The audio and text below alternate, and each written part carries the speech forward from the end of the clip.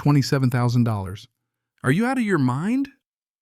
That's the first thing I yelled when this woman in a Navy suit, briefcase, legal docs, the whole corporate getup, showed up on my porch telling me I owed HOA back dues since 1974. Mind you, I was 3 years old in 1974. And I just bought this lakefront place 3 months ago, clear title inspection, the whole 9 yards. But there she stood, flipping through her stack of papers like a magician pulling rabbits, insisting I owed money before I could even walk. My dream house, my fresh start, after years in that shoebox apartment over my antique shop, was turning into a nightmare faster than you can say special assessment. And buddy, let me tell you, if you've ever been blindsided with some outrageous demand, keep listening, because what happened next blew my mind. But first, I guess I owe you a bit of an intro. I'm Adam, 45, owner of Timeless Treasures, that little antique shop on Main Street, 12 years running. After my divorce, I spent 3 years crammed above my own store, dreaming of actual space, windows, a yard, maybe a bit of peace. 8 months I looked for lakefront property. You'd think it'd be fun, but I toured one overpriced dump after another, pushy realtors' neighbors who looked like they'd call the cops if your grass got too long, bidding wars that made me wonder if cardboard boxes were so bad after all. My max was $280,000 and the market just laughed.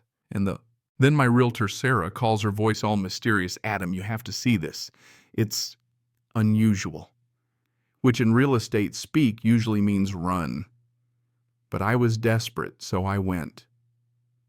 What I found: a 200-square-foot 1920s mansion, original woodwork, 1.2 acres of prime lakefront, listed at $265,000. I actually laughed. "What's wrong with it?" I asked. She told me it was an estate sale. Eleanor Blackwood, no family, just an executor who wanted it gone. The only catch: quick claim deed, no warranty, no title insurance guarantee. There was some old HOA from the 70s, but it was dissolved decades ago. County records showed nothing active. Should have been a red flag, but I was already picturing myself on the porch with coffee and sunrise. We did a title search. There was a so-called cloud from the old HOA, but the title company said dissolved entities can't hold liens. I wanted this place, even if it meant a little extra paperwork. Closing day. January 15th. The executor handed me the keys, and out of nowhere, a note from Eleanor. "To the buyer, may you find what I could not finish." Weird, right? But I figured it was just her way of saying good luck.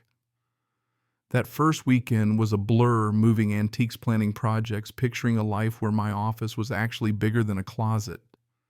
I had $15,000 set aside for repairs, paint deck, maybe waterproof the basement. Nothing major. But you know what they say about plans. 3 weeks in, I found Eleanor's basement office untouched, coffee rings, blueprints, and get this, thousands of dollars worth of surveying gear, every piece labeled EB Property Survey 1985, and a locked box, handwritten label for the next owner only. That thing haunted me. I tried picking it, looking for keys, almost smashed it open. But her note, "May you find what I could not finish," stopped me. Whatever was inside, she wanted me to think about it. Restoration work gave me an excuse to procrastinate. Paint strip wallpaper, refinish floors, manual labor felt good after years behind a counter. But every break I'd find myself staring at those maps. They weren't doodles, professional-grade GPS coordinates, steel markers, detailed notes about county records, not matching up boundary disputes. I actually found those steel survey markers buried right where her note said. GPS dead on. She'd measured everything, documented it like she was prepping for court. Her daily calendar was still on the desk, marked right up until her last week. This wasn't a hobby. Eleanor had a mission. Then Sarah, my realtor, called. She found something in Eleanor's estate file. Her will specifically said the house should go to an experienced antique dealer who values preservation and understands old secrets. Eleanor handpicked me. I was living in a real-life mystery. Restoration went great. New paint repaired the deck, hired professionals for the hard stuff. But that box kept nagging at me.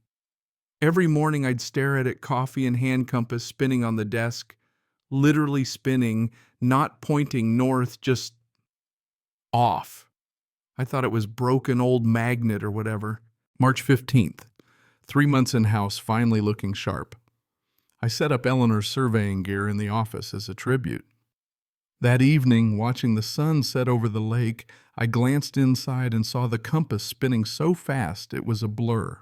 No breeze, no shaking. It was like it was trying to point at something. Right then the doorbell rang. Through the glass, I saw a perfectly put-together woman, silver hair, navy suit, expensive briefcase. I opened the door. Maybe I shouldn't have. She introduced herself, Laura Moore, Lakefront Estates, HOA Board President. We need to discuss your property's outstanding assessments and violations. My stomach dropped. Reactivated. HOA. Sarah had sworn there was nothing active. But Laura had credentials. Real estate license, HOA management certificate, notarized forms. Everything looked legit. She laid out documents on my table, cool as a surgeon. She explained HOA dissolved in '82, but under state law it could be reactivated if property owners petitioned. She had signatures, stamps, legal language, everything. And then she dropped the bomb, unpaid HOA dues from 1974 to 2025, compounded at 6% interest, $450. On top of that, she had photos of my repairs circled in red, unpermitted deck, wrong paint color, landscaping changes, $8, $550 in fines. Total $27,000. Laura cited statutes, deadlines, foreclosure threats, payment plans with sky-high interest. She had case files, other properties she'd collected, elderly folks who lost homes or paid tens of thousands just to keep theirs. My own lawyer said, it's airtight. You could spend $25,000 fighting and still lose. Wisconsin law really did allow reactivation. But then twist number 1, a mystery text. Check Eleanor's lockbox. Key under the blue stake. Trust no one. A friend. Sure enough, under the blue survey marker in the backyard, there was a brass key. Inside the box, Eleanor's real records, decades of payment attempts, all returned address, unknown proof the HOA had dissolved and that Laura was fabricating the debt. Bank statements showed payments going to Lakefront Services LLC, Laura's shell company, not the HOA. Eleanor even documented Laura's tactics with other victims. She'd built a fraud file any FBI agent would envy. So now I knew the truth. But when I tried to show the evidence at an HOA meeting, they forced me to sign an NDA just to participate. I refused. And as I sat in the hallway, I overheard Laura pitch my property's foreclosure. We'll profit at least $350,000 after auction. Board members acted nervous, especially Janet, the secretary, who kept dropping things and looked pale as a ghost. Her notes hinted at something appointments with a county official, H. Carter, that didn't add up. I finally caved and signed their payment agreement just to keep my house $5,000 up front, $1 $100 a month, nearly $32,000 total. It felt like signing away my soul. But on the drive home, I kept thinking about Janet's notepad. And then I realized Laura had forged signatures. Her witness signature on my agreement was nothing like the ones on the official HOA filings. Suddenly it all made sense. I was paying criminals running a professional scam. I spent days digging through Eleanor's surveys, chasing every clue. Turns out she'd mapped out everything, even a hidden stash in the basement wall. Inside 18 months of receipts, payment attempts, victim lists, bank transfers, and crucially, notes about Laura's other targets. Mrs. Chen, 2019, forced to sell. Peterson, 1997, foreclosure after fake debts. The woman was systematic. Saturday morning, I get a knock at my motel door. It's Janet. She looks like she hasn't slept in days. Mr. Harris, I can't do this anymore. It's all wrong.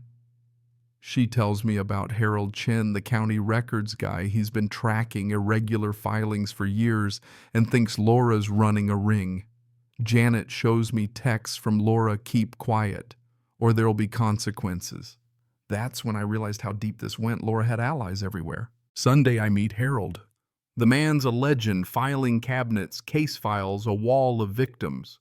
He shows me how Eleanor's evidence triggered a federal investigation, interstate wire fraud, elder abuse, the works. Over $340,000 in fake collections, 12 families destroyed. And Laura's own daughter, Rebecca, junior lawyer, was starting to realize her mom's game. She was terrified, but wanted to help, torn between family and the law. But Laura, finding out about Rebecca's doubts, went into panic mode. She started moving money, buying plane tickets, prepping to flee. Rebecca wore a wire for the feds, knowing if her mom caught her, she could lose everything: career, family, maybe even safety. Tuesday morning, the public hearing, press, neighbors, FBI, all packed into the auditorium. Harold lays out the evidence. Rebecca stands up, voice shaking but strong, and testifies. The feds play wire recordings, Laura's voice plotting to disappear with the stolen cash. Laura snaps, screaming about family betrayal, blaming everyone, then tries to run. FBI cuffs her before she hits the door. 18 years in federal prison, every victim gets restitution, community stunned. But then in the chaos, a final twist: property records show my lakefront isn't mine. The house is, but the actual shore belongs to the Washington family, pushed out in the 1960s by racist urban renewal. Eleanor, racked with guilt, spent decades sending anonymous payments to help their descendants. When I tracked down Mrs. Washington in Detroit, she cried, said Eleanor's support sent her grandkids to college. So I turned the east wing of the mansion into a heritage center, telling both families' stories, honoring the truth, healing the community. And that, friends, is how a $27,000 shakedown turned into uncovering a decades-old criminal ring, saving my house, and finding the real meaning of justice, not just for me, but for everyone Laura tried to ruin. Now, what would you have done? Would you have risked everything to stand up or walked away? Tell me below, who do you think deserves a second chance, and what does justice look like in your neighborhood? If you've got a story like this, share it. I want to hear it. And hey, if you made it this far, you deserve a medal, or at least the next wild story. Hit that next video and let's keep digging for the truth.